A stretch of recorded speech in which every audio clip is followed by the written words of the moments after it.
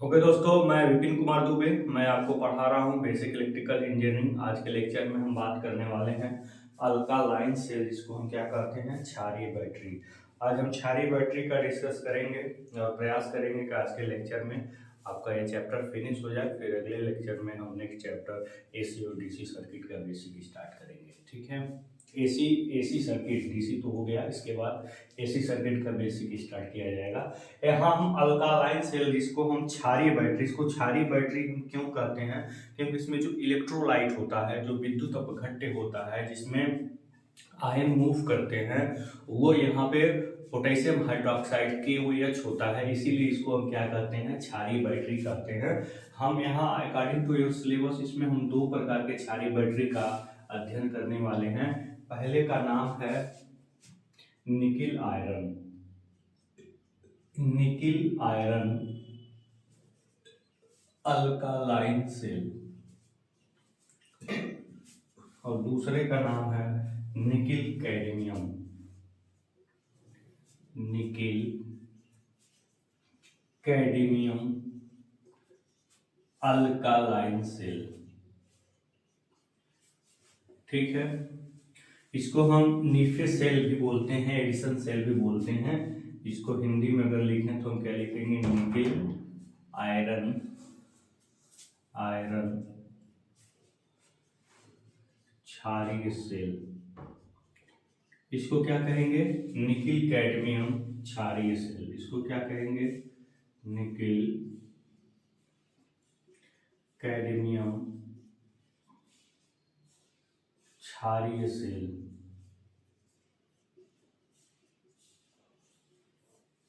ठीक है, nickel iron, nickel cadmium. तो पहले हम निकिल आयरन के बारे में चर्चा कर लेते हैं, फिर हम निकिल कैडमियम क्षारीय सेल के बारे में चर्चा करेंगे दोस्तों। तो देखते हैं निकिल आयरन क्षारीय सेल क्या होता है, इससे रिलेटेड टर्म्स क्या हैं, इन सभी के बारे में हम डिटेल स्टडी करने जा रहे हैं।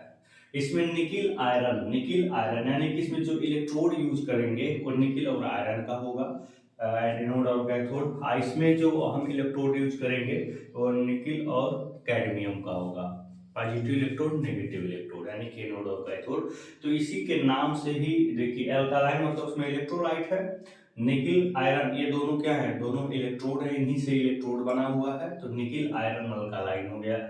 इन दोनों से इलेक्ट्रोड बना है, पॉजिटिव नेगेटिव, एनोड कैथोड, और अल्कालाइन उसमें इलेक्ट्रोलाइट है, इसके नाम से ये निकिल कैडमियम अल्कालाइन सेल बना हुआ है। तो अब हम बात करने जा रहे हैं निकिल आयरन अल्कालाइन सेल के बारे में। हम डिटेल देखेंगे, इसका केमिकल रिएक्शन और सारी बातें हम देखेंगे।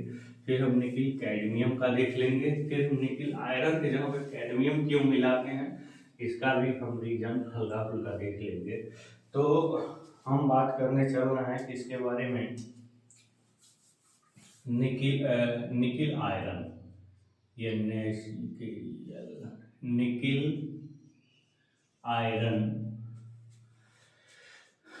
Alkaline cell. अगर हम इसके कंटेनर की बात करें, तो मेरे प्यारे दोस्तों, इसका कंटेनर मतलब इसका जो धारक होता है, जो सभी पार्ट्स को धारण किए होता है, वो मिल किससे बना होता है, निकिल प्लेटेड स्टील ट्यूब से बना होता है। किससे बना होता है, निकिल प्लेटेड स्टील ट्यूब्स, मतलब इसकी जो संरचना होती है निकिल प्लेटेड, उसमें निकिल का लेप होता है, स्टील ट्यूब्स से वो बनी होती है पूरी बैटरी का धारक, जिसके अंदर इलेक्ट्रोड और इलेक्ट्रोलाइट और जो भी मटेरियल्स होते हैं सब इसी के अंदर होते हैं। तो जो इसका बाहरी आवरण होता है दोस्तों, वह निकिल प्लेटेड स्टील ट्यूब्स का होता है, इसीलिए इसका इनिशियल कास्ट ज़्यादा आता है और ये मजबूत होते हैं, कंस्ट्रक्शन में बहुत ज़्यादा क्या होते हैं, मजबूत होते हैं। ये तो इसका कंटेनर हो गया। अगर हम इसके एनोड की अगर हम बात करें, तो एनोड मतलब क्या है, निकिल हाइड्रोक्साइड, NaOH का होल 4 आर निकिल हाइड्रेट, ये दोनों जो है आपके एनोड का कार्य करते हैं। किसका कार्य करते हैं, ये दोनों आपके एनोड का कार्य करते हैं। ठीक है, ध्यान दीजिएगा, ये दोनों किसका कार्य करते हैं, एनोड का कार्य करते हैं। ठीक है, फिर अगर हम इसके कैथोड की अगर हम बात करें ना, इसमें कैथोड जो यूज किया जाता है वो कैडमियम और कैडमियम हाइड्रेट, ये दोनों, यहाँ पे 4 होगा तो हाइड्रोक्साइड होगा, 2 होगा तो हाइड्रेट होगा। ठीक है, ये क्या है आपका हाइड्रेट है, ध्यान दीजिएगा, और ये क्या है आपका हाइड्रोक्साइड। हाइड्रोक्साइड एक दो बार प्रैक्टिस करेंगे आपको आ जाएगा। ठीक है, चाहे ये दोनों जो है आपके एनोड का कार्य करेंगे इसमें, और कैडमियम और कैडमियम हाइड्रेट ये दोनों जो है आपका कैथोड का कार्य करेंगे इसमें। ठीक है, क्या लिखेंगे, कैथोड का कार्य करते हैं, कैथोड का कार्य करते हैं। अगर हम इसके इलेक्ट्रोलाइट की बात करें, किसकी बात कर रहे हैं, इलेक्ट्रोलाइट, अगर हम इसके इलेक्ट्रोलाइट की बात करें तो इसमें जो इलेक्ट्रोलाइट मतलब विद्युत अपघट्य जो होता है, ये एनोड हो गया, ये आपका क्या हो गया, कैथोड हो गया, ये हो गया आपका क्या, विद्युत अपघट्य। जो इसमें विद्युत अपघट्य होता है जिसमें आयन मूव करते हैं वो क्या होता है, पोटेशियम हाइड्रोक्साइड। क्या होता है, पोटेशियम हाइड्रोक्साइड, KOH, इसको क्या बोलते हैं, पोटेशियम हाइड्रोक्साइड। ठीक है, ये होता है इसका एक इलेक्ट्रोलाइट। तो इतनी सारी जो मेन बातें हैं वो आपके दिमाग में होनी चाहिए। निकिल आयरन अल्कालाइन सेल पढ़ रहे हैं तो सबसे पहले आपको ये देखना है कि उसमें क्या क्या होता है, ये सबसे इम्पोर्टेंट है। क्या, उसका कंटेनर किसका बना है, उसका एनोड किसका बना है, कैथोड किसका बना है, और उसका इलेक्ट्रोलाइट जो हम उसमें यूज कर रहे हैं वो किसका बना हुआ है, यही सबसे मेन होता है। एनोड का यही सेम चीज उसमें भी होगी, निकिल कैडमियम में भी सेम ऐसे ही आपको पढ़ना है। या तो सेम ही हो जाएगा, बस OIC आयरन की हम बात कर रहे हैं तो CD नहीं होगा, सॉरी, यहाँ पे CD नहीं होगा दोस्तों, यहाँ पे आयरन हो रहा है ना तो ये Fe होगा। ठीक है, फेरस, यहाँ पे फिश इसको रिप्रेजेंट करते हैं, फेरस हाइड्रेट होगा। हाँ, ध्यान दीजिएगा। तो ये है इसका कंस्ट्रक्शन। अब हम इसके केमिकल रिएक्शन की बात कर लेते हैं। केमिकल रिएक्शन चार्जिंग डिस्चार्जिंग दोनों को एक साथ देख लेंगे। आप पहले इसको नोट डाउन कर लीजिएगा जरूर, क्योंकि अत्यंत ही इंपॉर्टेंट पॉइंट्स हैं जो आपके सामने यहाँ पे रिप्रेजेंट किए जा रहे हैं दोस्तों। चलिए, अब हम इसके केमिकल रिएक्शन की बात कर लेते हैं। यही इतना इसमें क्या है, इंपॉर्टेंट होता है। इसमें रासायनिक अभिक्रिया किस प्रकार की होती है, फिर हम मोटी मोटा अध्ययन कर लेंगे इसके डिफरेंसेस में, इसके डिफरेंसेस में क्या अंतर होता है उसको भी हम लोग थोड़ा बहुत देख लेंगे। तब ये चैप्टर यहीं पे क्या हो जाएगा, फिनिश हो जाएगा। तब हम अपने अगले चैप्टर की ओर मूव करेंगे। तो हम क्या बात करने चल रहे हैं, केमिकल रिएक्शन के बारे में। Chemical reaction in nickel iron alkaline cell, यहाँ पे लिखेंगे निकिल आयरन अल्कालाइन सेल में होने वाले रासायनिक अभिक्रिया। ठीक है, क्या है, निकिल आयरन सेल में होने वाली रासायनिक अभिक्रिया। जो इसमें केमिकल रिएक्शन होते हैं उसके बारे में हम देख लेते हैं। तो सबसे पहले हम निकिल हाइड्रोक्साइड एनोड को लिखते हैं, फिर इलेक्ट्रोलाइट को लिखते हैं, फिर कैथोड को लिखते हैं। इसमें कैथोड या Fe यूज हो रहा है ना, तो रिएक्शन लिखने के लिए हमेशा आप ध्यान रखिएगा। सबसे पहले आप हाइड्रोक्साइड लिखेंगे निकिल का, और फिर पोटेशियम हाइड्रोक्साइड, इलेक्ट्रोलाइट, फिर एनोड, इलेक्ट्रोलाइट, कैथोड। उसके बाद हम सिंबल बनाएंगे इरिवर्सिबल का, यहाँ लिखेंगे डिस्चार्जिंग के केस में सबसे पहले हम देखेंगे कि क्या परिवर्तन होता है, और फिर नीचे चार्जिंग के केस में क्या परिवर्तन होता है। ठीक है, चार्जिंग के केस में तो बस इसका जो दो हाइड्रोक्साइड जो होता है, जो इसमें हाइड्रेट होगा ना, वो हाइड्रेट आकर के आयरन से लग जाएगा और कोई अंतर नहीं है, यानी कि यहाँ पे NiOH का होल ट्वाइस हो जाएगा और फिर जो KOH है वैसे के वैसे रहेगा, यहाँ पे आयरन हाइड्रेट हो जाएगा बस। ठीक है, तो यहाँ पे आपका ये एनोड है, ये क्या है आपका एनोड है, ये आपका क्या है इलेक्ट्रोलाइट है, ये क्या है आपका इलेक्ट्रोलाइट है, और ये आपका क्या है कैथोड है। सेम यही चीज यहाँ पे क्या हो गया आपका एनोड है, ये आपका क्या है इलेक्ट्रोलाइट है, जिसको विद्युत अवघट्य हम कहते हैं, और ये आपका क्या है ये आपका कैथोड है दोस्तों। तो ये आपकी सारी बातें हो गई। चार्जिंग के केस में, डिस्चार्जिंग के केस में क्या होगा, जो आपका एनोड होगा निकल हाइड्रोक्साइड, ये बदल जाएगा किसमें निकल हाइड्रेट में। ठीक है, इसमें देखिए कोई विशेष रोल, कोई परिवर्तन आपके इलेक्ट्रोलाइट में नहीं होता है, यहाँ सेम का सेम बना रहेगा। आयरन जो आपका कैथोड होगा आयरन, वो बदल जाएगा किसमें आयरन हाइड्रेट में, इसीलिए हमने एनोड में इन दोनों को रखा है और कैथोड में इन दोनों को रखा है। ठीक है, दोनों आपके वर्क करते हैं।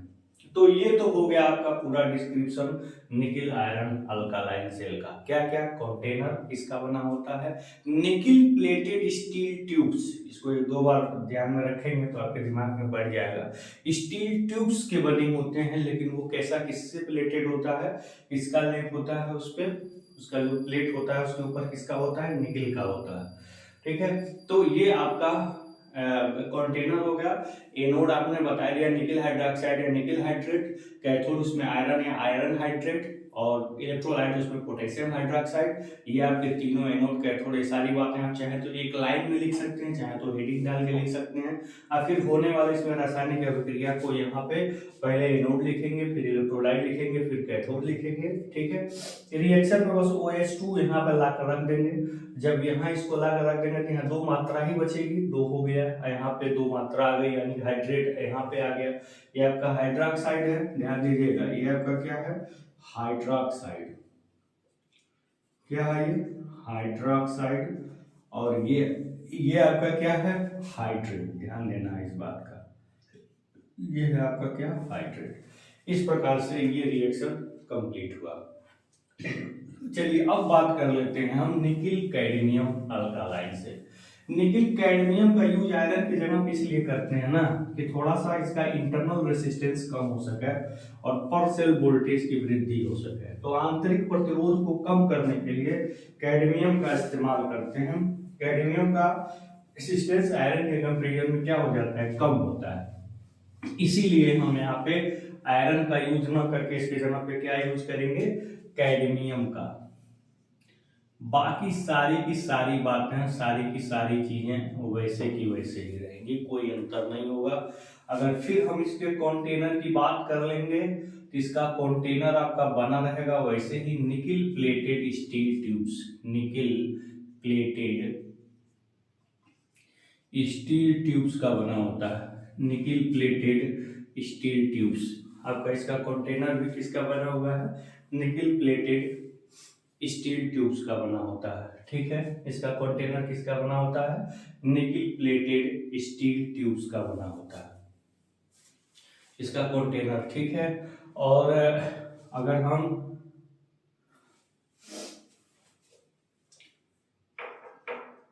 चाहे तो पूरा लिख दीजिए का बना होता है।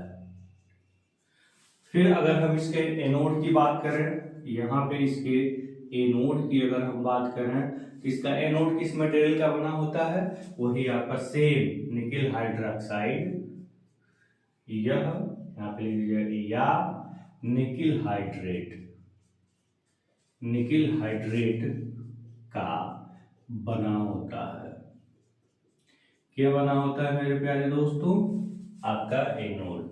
फिर अगर हम इसके कैथोड की बात करें तो यह किसका बना होता है, यह बना होता है आपका क्या कैडमियम हाइड्रोक्साइड या कैडमियम हाइड्रेट। ठीक है, नहीं नहीं, गलत हो गया, यहाँ पे केवल कैडमियम रखेंगे। कैडमियम या कैडमियम हाइड्रेट का बना होता है, सेम वही है, बस आयरन के जगह पे हम Cd रखेंगे और कुछ नहीं परिवर्तन करेंगे। ठीक है, फिर इसमें अगर हम इलेक्ट्रोलाइट की बात कर लें, इलेक्ट्रोलाइट जिसको हम क्या कहते हैं, विद्युत अपघट्य। अगर हम इसके विद्युत अपघट्य की बात कर लें,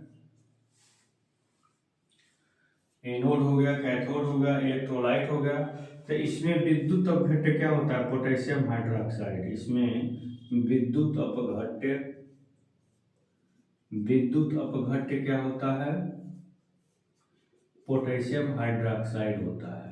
क्या होता है, पोटेशियम हाइड्रोक्साइड होता है। इसमें विद्युत अपघट्य क्या होता है, पोटेशियम हाइड्रोक्साइड होता है। तो ये हो गया।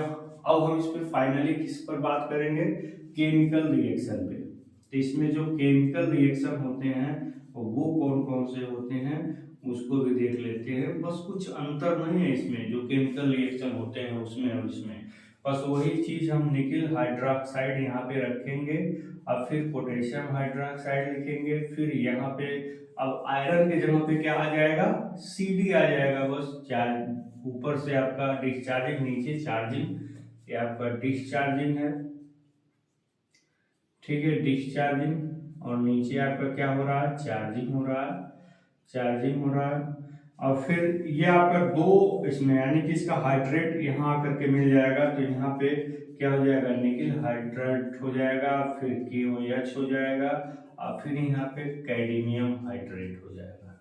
है, तो सारी बातें वैसे की वैसे ही हैं। यहाँ पे आपका एनोड है ये, ठीक है, ये एनोड है, और ये क्या है, कैथोड है, ये नोड कैथोड, और ये क्या है आपका इलेक्ट्रोलाइट है, ये आपका इलेक्ट्रोलाइट है दोस्तों।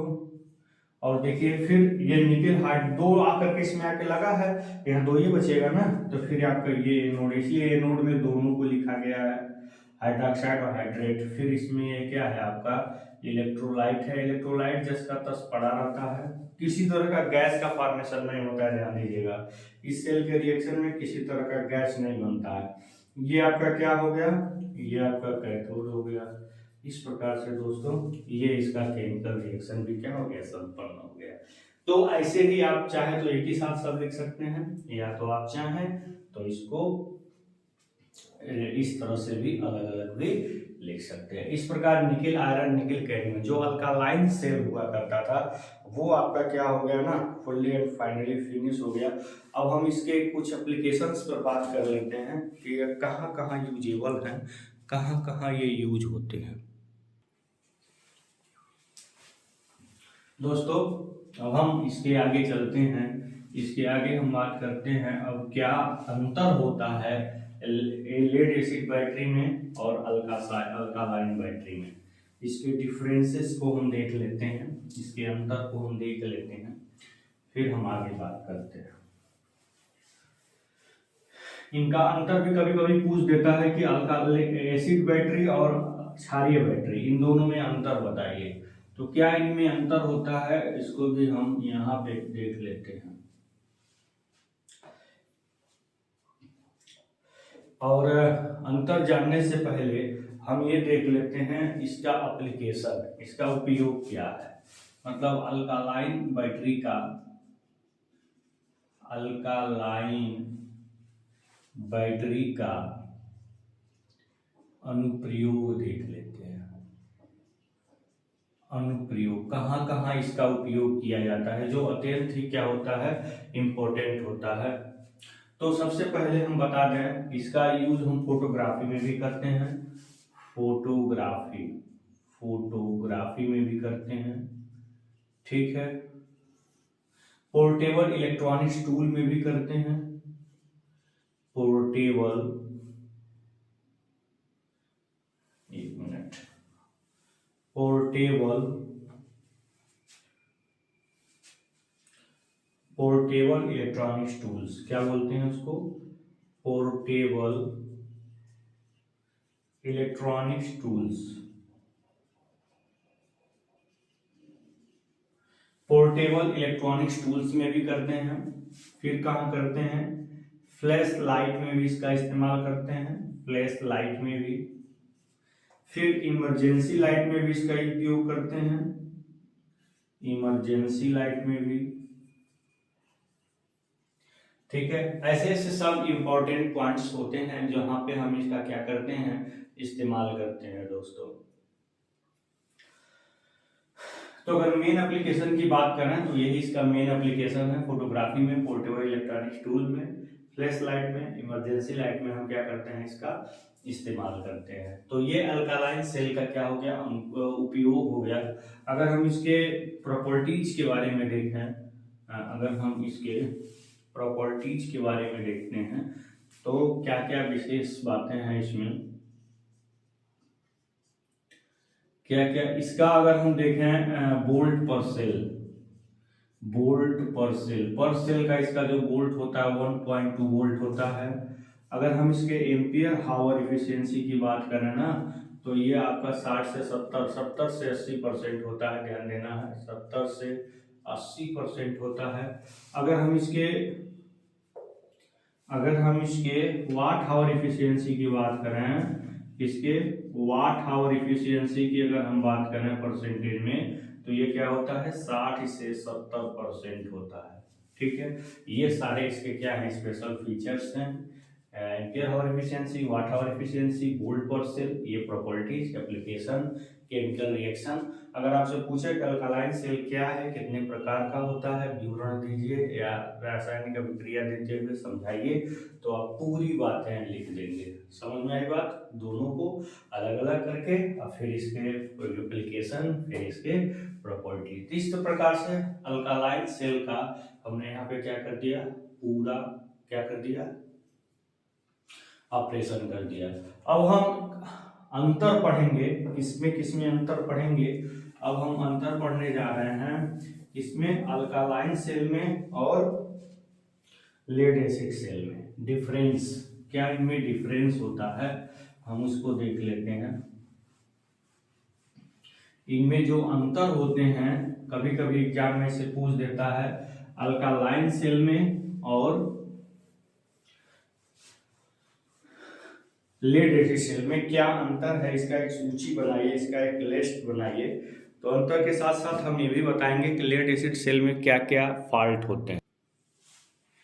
चलिए दोस्तों, अब हम बात करने जा रहे हैं अंतर के बारे में। किसके अंतर, लेड एसिड सेल और अल्कालाइन सेल में क्या अंतर होता है। तो हम हेडिंग डाल देते हैं, अम्लीय बैटरी और क्षारीय बैटरी में अंतर। हमारी हेडिंग क्या है, अम्लीय बैटरी और क्षारीय बैटरी में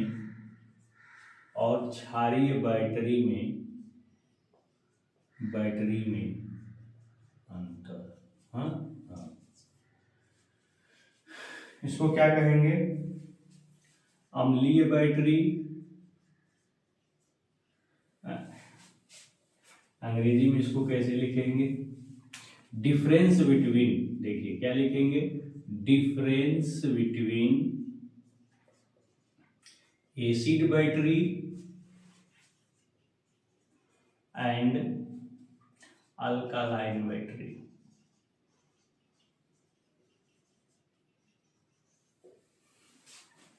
सबसे पहले अगर हम इसके लाइफ की बात करें ना, तो यहाँ इसमें डाल दीजिए लेड एसिड बैटरी, एक साइड में डाल दीजिए लेड एसिड बैटरी और दूसरी साइड में डाल दीजिए अल्कालाइन बैटरी, दूसरी में क्या डालिए, अल्कालाइन बैटरी। अम्लीय बैटरी, क्षारीय बैटरी। अगर हम इसके एडवांटेज लाइफ की अगर हम बात करें, इसका लाइफ लगभग 5 इयर्स तक होती है, मतलब इसका आयु, अगर हम ऐसे पूरा लिखें, इसका आयु जो होती है ना, इसका आयु लगभग 5 इयर्स तक होती है, 5 इयर्स तक होती है। अगर हम इसके लाइफ की बात करें तो इसकी जो आयु होती है इसकी आयु लगभग 20 वर्ष तक होती है, 20 वर्ष तक होती है, ये ध्यान देना। इसकी आयु कितनी होती है? लगभग 20 साल तक होती है। तो इसका ये लाइफ हो गया। अब फिर इनिशियल कास्ट, अगर हम इसके इनिशियल कास्ट की बात करें, मतलब अगर हम इसके प्रारंभिक कीमत की बात करें, प्रारंभिक कीमत की अगर हम बात करें, तो इसका प्रारंभिक कीमत क्या होता है? लेड एसिड बैटरी का इनिशियल कास्ट क्या होता है? कम होता है। प्रारंभिक कास्ट क्या होता है इसका? कम होता है। प्रारंभिक कास्ट यहाँ पे ऐसे लिखिएगा, इसका प्रारंभिक कास्ट कंपैरेटिवली क्या होता है? कम होता है, तुलनात्मक रूप से। ऐसे लिखिएगा, प्रारंभिक कास्ट तुलनात्मक रूप से क्या होता है? इसके तुलना में क्या होता है? कम होता है। क्योंकि इसमें nickel plated steel tube use कर रहे हैं उसके कंटेनर में, इसलिए इसका इनिशियल कास्ट क्या हो जाता है? बढ़ जाता है। इनिशियल कास्ट, इसको क्या कहेंगे? प्रारंभिक कीमत। अगर हम यहाँ पे हमने कंपैरेटिव टर्मिनोलॉजी एक जगह हम यूज करेंगे, तो यहाँ पे लिखेंगे इसका प्रारंभिक कास्ट तुलनात्मक रूप से ज्यादा होता है। इसका प्रारंभिक कास्ट तुलनात्मक रूप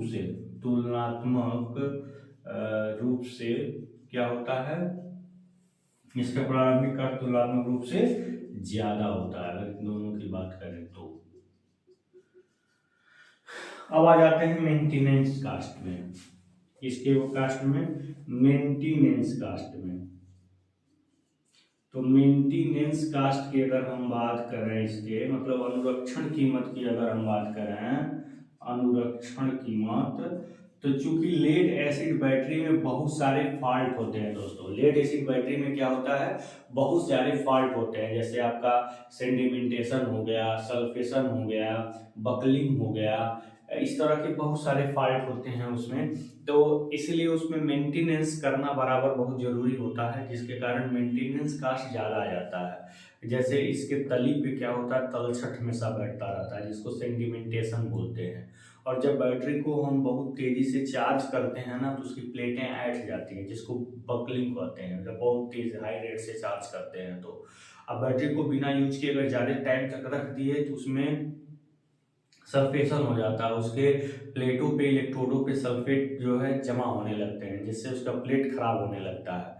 तो उसको ट्रिकल चार्जिंग पे, मतलब बहुत कम धारा बहुत ज़्यादा समय तक उसको चार्ज करते हैं, ताकि ये प्रॉब्लम उसकी दूर हो सके। फिर उसके इलेक्ट्रोडों पे जंग लगने की भी पॉसिबिलिटीज ज़्यादा होती है। तो इतने सारे फॉल्ट आपके लेड एसिड बैटरी में संभावित होते हैं, इसलिए उसका बार बार मेंटेनेंस करना जरूरी होता है। इसीलिए उसका मेंटेनेंस कास्ट क्या हो जाता है? ज़्यादा हो जाता है। तो ये सारे फॉल्ट हैं, इसको भी ध्यान दीजिएगा, इसमें होते हैं। तो इसका अनुरक्षण कीमत क्या होती है? ज़्यादा होती है। इसकी अनुरक्षण कीमत क्या होती है? इसकी अनुरक्षण कीमत ज़्यादा होती है तुलनात्मक रूप से, ठीक है, ज़्यादा होती है तुलनात्मक रूप से। यहाँ पे लिखेंगे इसकी अनुरक्षण कीमत, इसकी अनुरक्षण कीमत तुलनात्मक रूप से क्या होती है? कम होती है। तुलनात्मक रूप से क्या होती है? कम होती है। क्योंकि इतने सारे जो पार्ट इसमें होते हैं वो सारे पार्ट इसमें नहीं होते, इसलिए इसका अनुरक्षण कीमत मेंटेनेंस कास्ट क्या हो जाता है? कम हो जाता है। हो गया। फिर अगर हम बोल्ट की बात करें, ईएमएफ पर सेल की अगर हम बात करें इस बैटरी में, तो ये होता है 2 वोल्ट के आसपास। अगर इसमें हम बात करें ईएमएफ पर सेल की अगर हम बात करें, तो इसमें आपका आता है 1.2 वोल्ट। बहुत ज़्यादा नहीं होता है इसमें 2 वोल्ट होता है, उसमें 1.2 वोल्ट होता है। अगर हम इफिशियंसी की बात करें, अब इसके एम्पियर हावर इफिशियंसी की अगर बात करें, तो इसमें जो एम्पियर हावर इफिशियंसी होती है इसकी ये होती है 80 से 90%। कितनी? 80 से 90%। अगर इसके एम्पियर हावर इफिशियंसी की बात करें तो ये होती है 70 से 80%। ठीक है, ये होती है 70 से 80%। फिर अगर वाट आवर इफिशियंसी की अगर हम बात करें तो इसका होता है आपका 70 से 80%। और इसका वाट आवर इफिशियंसी की अगर हम बात करें तो ये होता है 60 से 70%। ठीक है, तो इस प्रकार से ये पूरा डिफरेंस जो होता है लेड एसिड बैटरी और अल्कालाइन बैटरी में, वो पूरा डिफरेंस आपके सामने हमने क्या कर दिया, प्रेजेंट कर दिया। ठीक है, और भी नोट्स में अगर देखिएगा तो कुछ चीज़ें और भी ऐड कर लीजिएगा। तो ये लगभग इससे ज़्यादा डिफरेंस आपको नहीं लिखना है, इससे ज़्यादा डिफरेंस पूछेगा भी नहीं और आपको इससे ज़्यादा लिखना भी नहीं है। तो अंतर के संबंध में अगर पूछ जाए तो आप इसको ऐसे क्या कर सकते हैं, लिख सकते हैं। अब हम ये हो गया। अगर हम फॉल्ट की बात करें लेड एसिड बैटरी में दोष कौन कौन से होते हैं, क्योंकि ये सिलेबस में मेंशन्ड नहीं है इसलिए हम इस पर बहुत ज़्यादा फोकस नहीं करेंगे, लेकिन आप जान जाइए कि लेड एसिड सेल में और भी बहुत सारी बातें, देखिए हमने लिखना भूल गया। जैसे इसमें रिएक्शन जब होता है ना लेड एसिड बैटरी में, तो क्या फॉर्मेट होता है, ऑक्सीजन हाइड्रोजन गैस निकलते हैं हमेशा। ठीक है, लेकिन लेड एसिड बैट में किसी तरह भी उसको भी हम मेंशन कर देते हैं। और फिर आपका इसमें इलेक्ट्रोलाइट का इंपॉर्टेंट रोल होता है लेड एसिड बैटरी में, लेकिन अल्कालाइन सेल में इलेक्ट्रोलाइट का कोई विशेष इंपॉर्टेंट रोल नहीं होता है। अगर हम यहाँ पे इस चीज को देख लें तो लेड एसिड बैटरी में जो हम बातें बता रहे हैं, इसमें आपका क्या होता है, गैस फॉर्मेशन होता है। क्या होता है, गैस फॉर्मेशन। इसमें गैस बनती है। गैस कैसे, अगर हम हाइड्रोजन की बात करें तो ये कहाँ से रिलीज होती है, चूंकि इसमें प्लस है तो ये कैथोड से रिलीज होती है। ऑक्सीजन की अगर हम बात करें निगेटिव है तो किससे रिलीज होगी, एनोड से रिलीज होती है। इसमें गैस फॉर्मेशन होते हैं और ये रिलीज कैसे होती है ये आपको सामने लिखा हुआ है। हाइड्रोजन गैस कैथोड से और आपका ऑक्सीजन एनोड से। इसमें नो गैस फॉर्मेशन, इसमें किसी तरह का गैस को फॉर्मेट नहीं होती रिएक्शन के द्वारा, इसमें किसी प्रकार का कोई गैस फॉर्मेशन नहीं होता। अगर हम ये देखें इलेक्ट्रोलाइट के बारे में, अगर देखें इसमें लिखेंगे कि इलेक्ट्रोलाइट प्ले इंपॉर्टेंट रोल। क्या लिखेंगे, electrolyte play important role. Important role मतलब इलेक्ट्रोलाइट महत्वपूर्ण भूमिका निभाता है इसमें in chemical reaction, in chemical reaction. इसको हिंदी में लिख सकते हैं कि इलेक्ट्रोलाइट केमिकल रिएक्शन में महत्वपूर्ण भूमिका निभाता है। और उसमें लिखेंगे डज नॉट, मतलब नो एनी इम्पोर्टेंट रोल। इसमें इलेक्ट्रोलाइट जो होता है वो कोई खास भूमिका इसमें नहीं निभाता है। तो ये भी अंतर था जिसको आपके सामने मेंशन कर दिए। अब हम चलते हैं, ये थोड़ा सा हम टॉपिक पे बात कर लेते हैं कि लेड एसिड बैटरी में क्या क्या फॉल्ट आ जाते हैं, क्या क्या दोष आ जाते हैं जिसके कारण उस पर मेंटेनेंस चार्ज बढ़ जाता है, यानी कि उस पर मेंटेनेंस करना क्या होता है, जरूरी हो जाता है। तो हम फॉल्ट देखते हैं। Fault in lead acid battery. Lead acid battery में क्या क्या प्रदोष होते हैं। Lead acid, fault in lead acid battery. Lead acid battery में क्या क्या प्रदोष होते हैं, क्या क्या दोष होते हैं, उसको हम देख लेते हैं। यहाँ पे एक होता है इसमें सेंडिमेंटेशन। इसको बोलते हैं तलछटी का बैठना। जैसे जब बार बार चार्जिंग प्रक्रिया जब होती है लेड एसिड बैटरी में, उसके तलछटे पर क्या बोलता है, काटी, जिसको हम नहीं बोलते हैं टार, जैसे उसके बहुत सारे तलछटे उसके कोर में बढ़ जाते हैं नीचे, जो उसमें तरह तरह प्लेटों को शार्ट करने की भूमिका निभाते हैं। इसलिए उसमें डिस्टिल्ड वाटर यानी कि आंसू जल भर के इसको हम दूर करते हैं, इस प्रॉब्लम को। फिर होता है इसमें क्या, बकलिंग। क्या होता है, बकलिंग। बकलिंग क्या होता है कि मान लीजिए जब बैटरी को हम बहुत हाई रेट से चार्ज या डिस्चार्ज करते हैं, इसमें जो भी प्लेटें होती हैं दोस्तों, वो प्लेटें क्या हो जाती हैं, मुड़ जाती हैं। तो प्लेटों के मुड़ने की वजह से उसको हम क्या बोलते हैं, बकलिंग बोलते हैं। तो हमें एक स्पेशल रेट से ही बैटरी को चार्ज या डिस्चार्ज करनी चाहिए, अगर इस बात से बचनी हो तो। इसके बाद आपका क्या आता है, सल्फेशन। क्या होता है, सल्फेशन।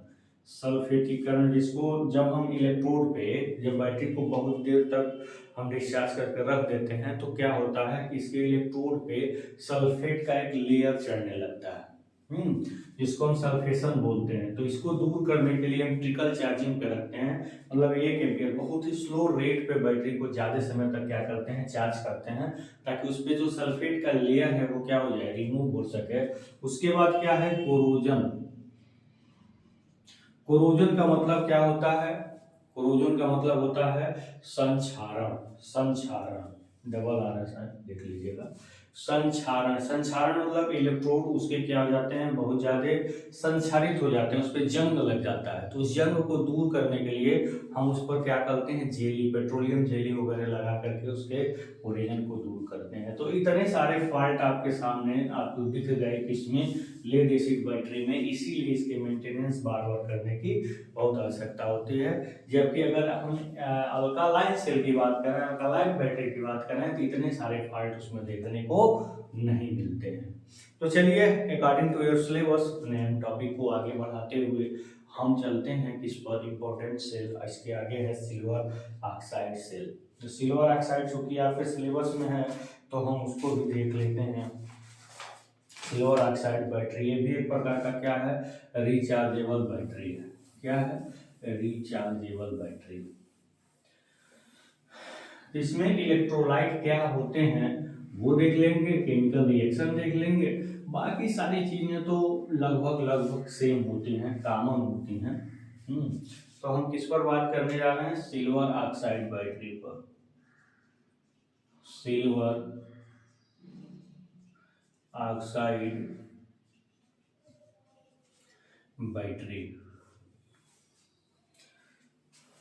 इसको क्या कहते हैं, सिल्वर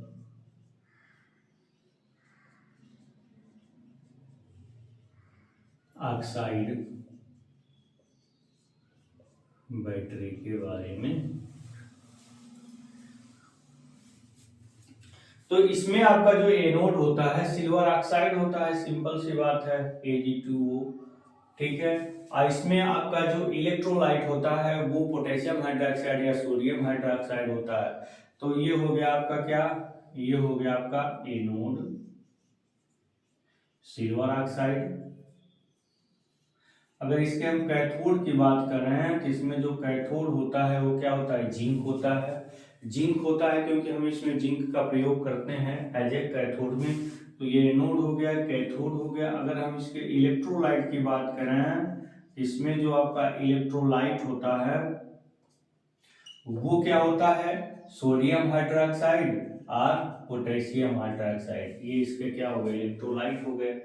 अगर इसमें हम केमिकल रिएक्शन देखें, तो केमिकल रिएक्शन इसका कैसे होता है, इसमें रिवर्जिबल यानी कि रिचार्जेबल बैटरी है। केमिकल रिएक्शन,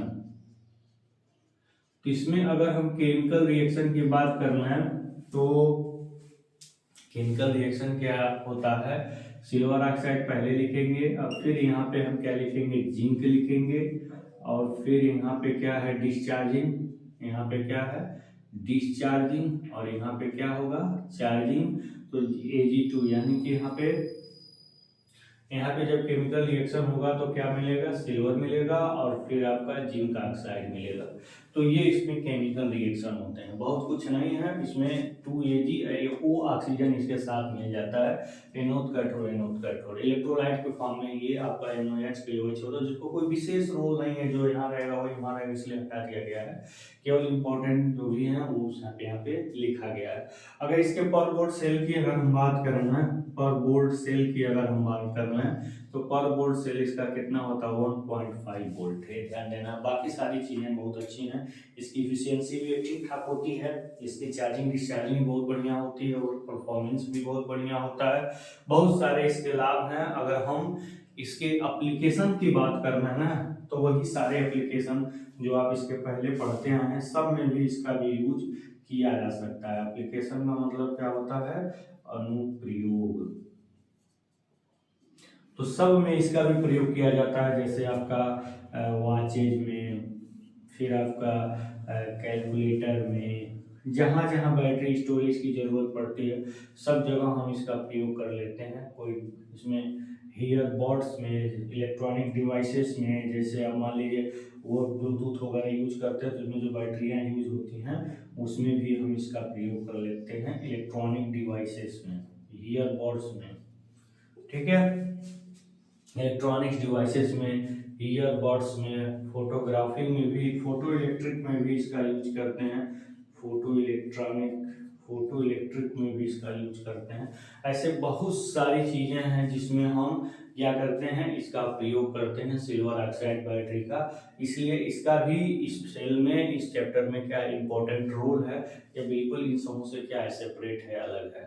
अब एक बैटरी और भी है जिसके बारे में ऊपर ऊपर हम बात करते हैं, जिसको मेंटेनेंस फ्री बैटरी कहते हैं। दोस्तों इसमें स्पेशल बात ये होती है मेंटेनेंस फ्री बैटरी में कि इसमें आपका इस ऐसा क्या होता है, मेंटेनेंस फ्री बैटरी, उसका हेडिंग डाल लेते हैं फिर हम बताते हैं कि मेंटेनेंस फ्री बैटरी आपका क्या है। थोड़ा सा मॉडल वाला बैटरी है जिसमें बहुत सारे अपडेट किए गए हैं और ज़्यादातर यूज भी किया जा रहा है। ये ऑटोमोबाइल वगैरह में ज़्यादा यूज किया जाता है, रिमोट सेंसर में यूज किया जा रहा है, यूपीएस में यूज किया जा रहा है, फिर आपका एयरक्राफ्ट में यूज किया जा रहा है। ये सब कुछ इसके एप्लीकेशन बहुत बेहतरीन है। अगला जो सबसे लास्ट टॉपिक है आपका वो है maintenance free battery. Maintenance free battery, इसको हम क्या बोलते हैं, अनुरक्षण मुक्त बैटरी। इसको हिंदी में क्या कहते हैं, अनुरक्षण मुक्त बैटरी। अनुरक्षण मुक्त बैटरी ऐसे में जिसमें अनुरक्षण बहुत ही कम, नगण्य के बराबर होता है, मेंटेनेंस नगण्य के बराबर होता है।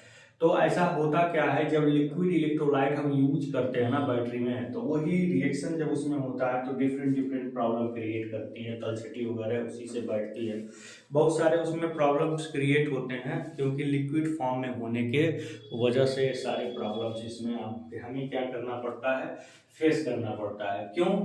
क्योंकि इसमें बहुत सारे जो है, ऐसा क्यों करना पड़ता है, इसलिए कि उसमें लिक्विड यूज होने की वजह से, जो अभी तक आपने बैटरी पढ़ा, सेल पढ़ा, तो उसमें रिएक्शन होते हैं जिसकी वजह से बहुत सारे प्रॉब्लम क्रिएट होते हैं, जिसके कारण हम उसको बार बार मेंटेनेंस करते हैं। लेकिन अगर उसमें हम ऐसा सेपरेटर का प्रयोग कर दें जो उस इलेक्ट्रोलाइट को, पानी को अपने अंदर सोख ले और फिर आवश्यकता पड़ने पर रिलीज करे, तो इस तरह से वाटर एब्जॉर्बिंग सेपरेटर का यूज करते हैं। वाटर एब्जॉर्बिंग ग्लास होती है जो इसमें क्या करती है, इस बैटरी में यूज करते हैं, वो उनको अपने अंदर सूखी पड़ी होती है और उसी में सारे रिएक्शंस होते हैं, जिसके कारण किसी तरह का फॉल्ट होने की संभावना बहुत कम हो जाती है और उसमें मेंटेनेंस करने की जरूरत भी बहुत कम होती है। तो एक स्पेशल फंक्शन इसमें यही होता है कि इसमें ग्लास जो यूज करते हैं एज ए सेपरेटर, वो वाटर एब्जॉर्बिंग टाइप होती है और बाकी सारी चीज़ें वही है, चार्जिंग डिस्चार्जिंग सब कुछ वेल मेंटेन होता है, ओवर चार्जिंग को भी बियर कर सकता है और कुछ बहुत सारे अपडेट इसमें होते हैं। तो इसीलिए इसको हम क्या कहते हैं, मेंटेनेंस फ्री बैटरी कहते हैं। अब ज़्यादातर इसका यूज कहाँ कहाँ हो रहा है, जैसे ऑटोमोबाइल में भी इसका यूज किया जा रहा है, ऑटोमोबाइल में भी इसका यूज किया जा रहा है। फिर इसका यूज कहाँ कहाँ किया जा रहा है, फिर इसका यूज रिमोट सेंसर में भी किया जा रहा है, रिमोट सेंसर में भी इसका यूज किया जा रहा है। हाँ, रिमोट सेंसर में भी इसका यूज किया जा रहा है। फिर इसका यूज कहाँ किया जा रहा है, यूपीएस में इसका यूज किया जा रहा है। फिर एयरक्राफ्ट में भी इसका यूज किया जा रहा है। तो ये सारे एप्लीकेशंस हैं मेंटेनेंस फ्री बैटरी के। अगर पूछ दे तो एप्लीकेशन जरूर लिखेंगे। Interrupted power supply, aircraft, remote sensor, automobile, इन सब जगहों पे अभी भी क्या किया जा रहा है, मेंटेनेंस फ्री बैटरी का इस्तेमाल किया जा रहा है। इसमें खास बात है ये कि जो सेपरेटर है वाटर एब्जॉर्बिंग टाइप होती है, जिसकी वजह से उसमें बहुत सारे फॉल्ट नहीं आते हैं, जिसके कारण इसका मेंटेनेंस करने की जो संभावनाएं होती हैं वो बहुत कम होती हैं। इस प्रकार दोस्तों ये चैप्टर इसी टॉपिक के साथ फिनिश हो गया। इसमें एक या दो न्यूमेरिकल क्वेश्चंस बहुत ईजी हैं, अगर आवश्यकता पड़ेगी तो उसको नेक्स्ट लेक्चर में ऐड करके उस न्यूमेरिकल को सॉल्व करवा देंगे। आज के लिए इतना ही, धन्यवाद।